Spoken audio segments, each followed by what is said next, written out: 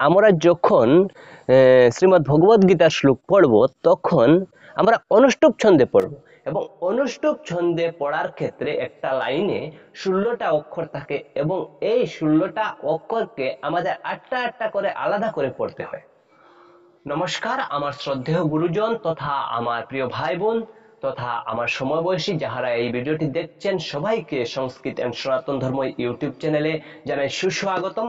এবং এই চ্যানেলে আমি গীতামৃত সিরিজ নামে একটি প্লেলিস্ট শুরু করেছি, যে প্লেলিস্টে আমি শ্রীমদ্ ভগবদ গীতার উচ্চারণ তথা শ্রীমদ্ ভগবদ গীতা কিভাবে আমরা ভালোভাবে বুঝতে পারি সেই বিষয়ে চিন্তা ধারণা করে ভিডিও আপলোড করছি এবং আপনারা অবশ্যই ভিডিওগুলো দেখবেন এবং কিভাবে আমাদের সনাতন সংস্কৃতিকে আমাদের সকলের মধ্যে প্রচার প্রসার করা যায় এই বিষয়টা আমাদের সকলেরকে চিন্তা করতে হবে এবং অবশ্যই আপনারা এই ভিডিওটা শেয়ার করবেন এবং অন্যের কাছে পৌঁছে দিবেন যাহাতে সবাই শ্রীমদ্ ভগবদ গীতাকে জানতে পারে শিখতে পারে। কারণ সকল উপনিষদের সারস্বরূপ হলো শ্রীমদ্ ভগবদ গীতা। তো চলুন আজকের ভিডিও আমরা শুরু করি। আজকে আমরা শ্রীমদ্ ভগবদ গীতার প্রথম অধ্যায়ের 43 থেকে 47 নং শ্লোক পর্যন্ত এই ভিডিওতে আলোচনা করতে চলেছি এবং এই ভিডিও আলোচনা করার পর আমাদের প্রথম অধ্যায় সমাপ্ত হয়ে যাবে। এরপর আমরা শুরু করব দ্বিতীয় অধ্যায়। এই অধ্যায়ে আমরা পেয়েছি মূলত অর্জুনের বিষাদের কথা, অর্জুনের দুঃখের কথা এবং অর্জুন যুদ্ধক্ষেত্রে উপস্থিত হয়ে যুদ্ধ না করার ইচ্ছা প্রকাশ করছেন এবং এই কথাগুলো সঞ্জয় শুনে ধৃতরাষ্ট্রের কাছে এই বার্তাগুলো বলছেন। এই কথাগুলোই পাচ্ছি, কিন্তু যখন আমরা দ্বিতীয় অধ্যায়ে প্রবেশ করব তখন আমরা পাবো যে ভগবান শ্রীকৃষ্ণ অর্জুনকে মোটিভেশন দিচ্ছেন, উৎসাহ দিচ্ছেন, অনুপ্রেরণা দিচ্ছেন যুদ্ধ করবার জন্য। এবং আপনারা যদি এই ভিডিওগুলো দেখেন তাহলে ব্যক্তিগত জীবনে ভগবান শ্রীকৃষ্ণের কথাগুলো কাজে লাগিয়ে কিভাবে আমরা ব্যক্তিগত কার্যক্ষেত্রে এগিয়ে যেতে পারি এই বিষয়ে অনেক শিক্ষা পেতে পারি। তাহলে আপনারা অবশ্যই ভিডিওগুলো দেখবেন এবং চলুন আমাদের আজকের শ্লোকগুলো শুরু করি। তো অর্জুন দেখেছি যে বিভিন্ন যুক্তি দিয়েছেন। তো শ্রীমদ্ ভগবদ গীতার 43 নং শ্লোকে বলেছেন যে দূষৈরেতৈঃ কুলঘ্নানাম বর্ণসংকরকারকৈঃ দূষৈরেতৈঃ কুলঘ্নানাম বর্ণসংকরকারকৈঃ उत्स्यादन्ते जाति धर्मः कुलो धर्माश्च शाश्वतः उत्स्यादन्ते जाति धर्मः कुलो धर्माश्च शाश्वतः दूषै एतै कुलघ्नानां वर्णसंकरकारकैः उत्स्यादन्ते जाति धर्म कुलो धर्म शाश्वता दूषैरेतैः कुलघ्नानां वर्णसंकरकारकैः उत्स्यादन्ते जाति धर्मः कुलो धर्माश्च शाश्वतः। এই শ্লোকের অর্থ হলো এই বর্ণসংকর কারক দুঃসমূহ দ্বারা কুলঘাতীগণের সনাতন কুলধর্ম এবং জাতি ধর্ম নষ্ট হয়ে যায় এবং অর্জুন যে যুদ্ধ না করবার যুক্তি দেখিয়েছিলেন এই যুক্তিগুলোর মধ্যে এই শ্লোকটার মধ্যে তিনি বলছেন যে বর্ণসংকর নামক দুঃসমূহের দ্বারা জাতি ধর্ম এবং কুলের বিনষ্ট হয় এই কথা বলছেন এবং এর পরবর্তী শ্লোকে তিনি কুল ধর্মের নাশে নরক প্রাপ্তি হয় এই কথা বলছেন। উৎসন্না কুল ধর্মানাম মনুষ্যানাম জনার্দন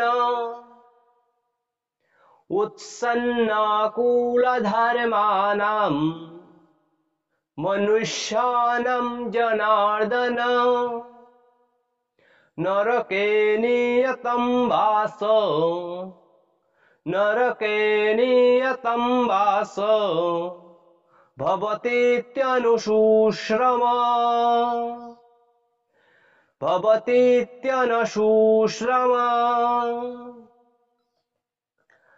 उत्सन्न कुलो धर्मानां मनुष्याणां जनार्दन नरके अनियतं वासः नरके नियतं वास। এখানে নরকে কথাটির পরে একটা উপরে মাত্রা ছাড়া হ আছে এবং যখন আমরা এই শব্দটিকে আলাদা করব তখন মাত্রা ছাড়া হটি অরূপে উচ্চারণ হবে। এই জন্য যখন আমরা এই শব্দটিকে আলাদা করলাম তখন নরকে অনিয়তম বাসঃ এইভাবে বলছি আমরা। ভবতীত্যনুশুশ্রুম ভবতি যুগ ইতি যুগ অনুশুশ্রুম ভবতি যুগ ইতি যুগ অনুশুশ্রুম ভবতীত্যনুশুশ্রুম।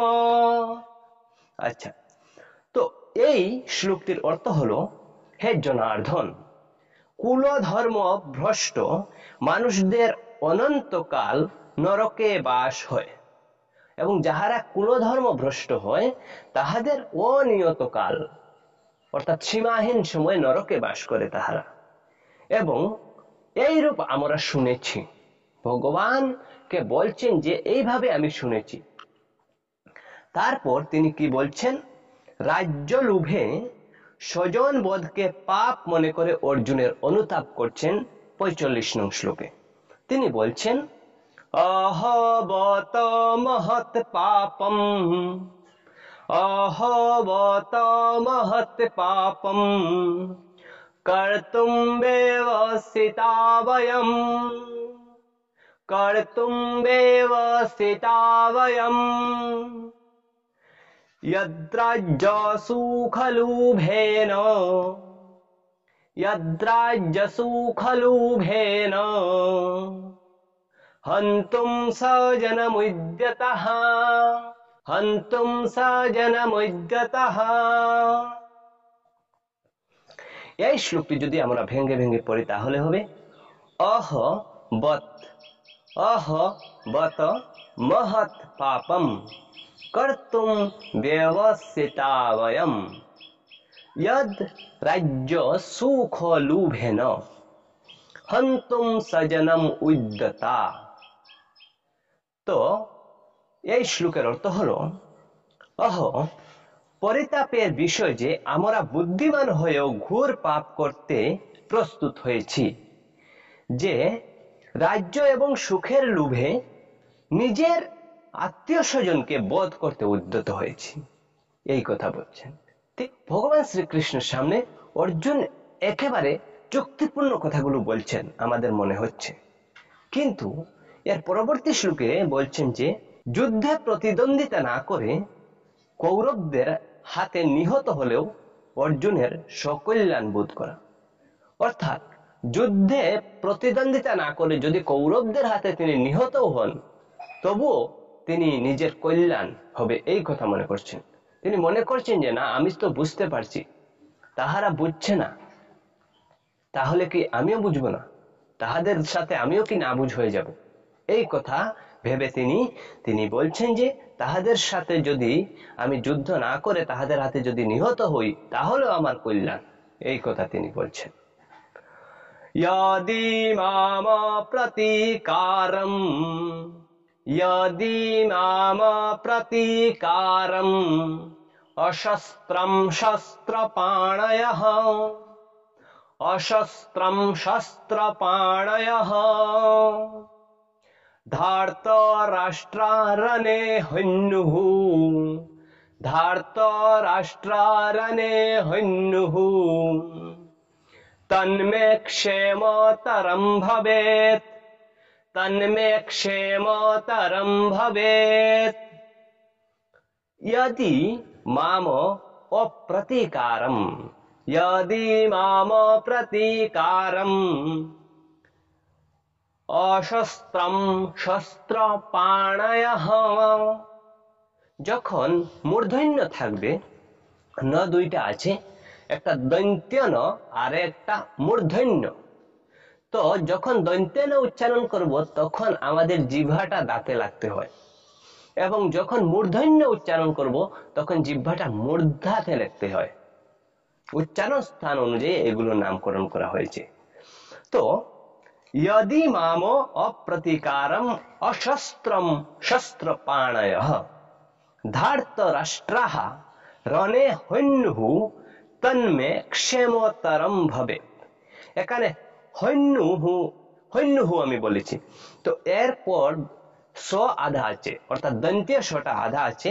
তো এই জন্য এই দন্ত্য শটা বিসর্গ হয়ে গেছে, কারণ আমরা যখন শ্রীমদ্ ভগবদ গীতার শ্লোক পড়ব তখন আমরা অনুষ্টুপ ছন্দে পড়ব, এবং অনুষ্টুপ ছন্দে পড়ার ক্ষেত্রে একটা লাইনে 16টা অক্ষর থাকে, এবং এই 16টা অক্ষরকে আমাদের 8টা করে আলাদা করে পড়তে হয়।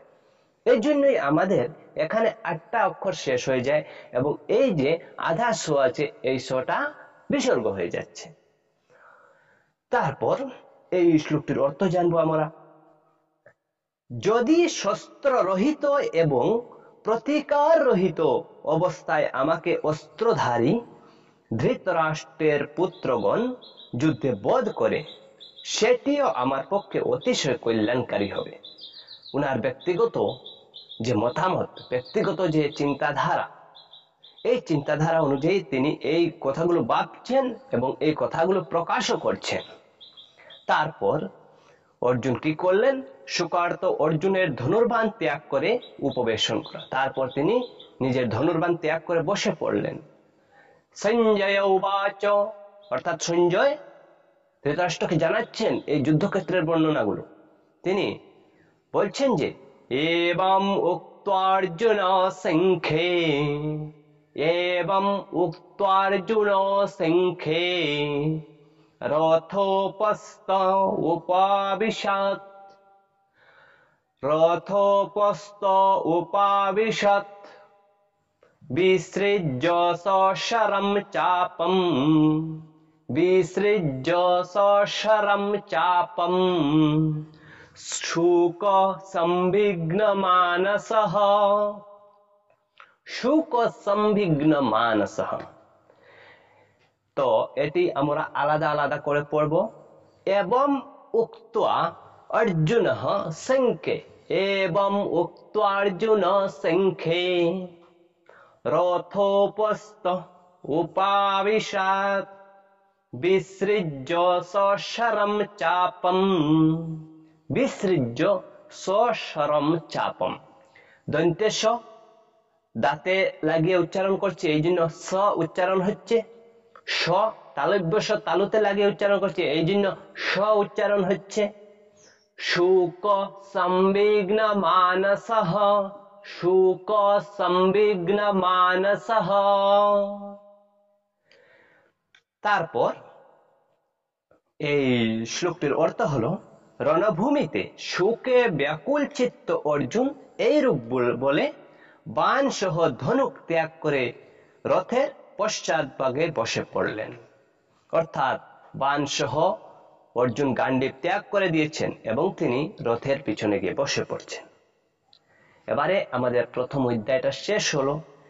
তো শেষ হইবার পর আমরা এই মন্ত্রটা বলতে হয়, ওম তৎসৎ ইতি শ্রীমদ্ ভগবদ গীতাসু উপনিষৎসু ব্রহ্মবিদ্যায়াম যোগশাস্ত্রে শ্রীকৃষ্ণার্জুন সংবাদে অর্জুন বিষাদ যোগ নাম প্রথম অধ্যায়ঃ। আবার বলছি, ওম তৎসৎ ইতি শ্রীমদ্ ভগবদ গীতা, শ্রীমদ্ ভগবদ গীতাসু উপনিষদসু ব্রহ্মবিদ্যায়াম যোগশাস্ত্রে শ্রীকৃষ্ণার্জুন সংবাদে অর্জুন বিষাদ যোগ নাম প্রথমোধ্যায়ঃ। তারপর এই প্রথম অধ্যায়টি আমরা শেষ করলাম, এবং সম্পূর্ণ ভিডিওগুলো আপনারা দেখবেন, জীবনে অনেক কাজে লাগবে। তো শ্রীমদ্ ভগবদ গীতার উপনিষদ এবং ব্রহ্মবিদ্যা তথা যোগশাস্ত্র বিষয়ক শ্রীকৃষ্ণ এবং অর্জুনের সংবাদে অর্জুন বিষাদ যোগ নামক প্রথম অধ্যায় সম্পূর্ণ হলো। হরি ওম তৎসৎ, হরি ওম তৎসৎ, হরি ওম তৎসৎ।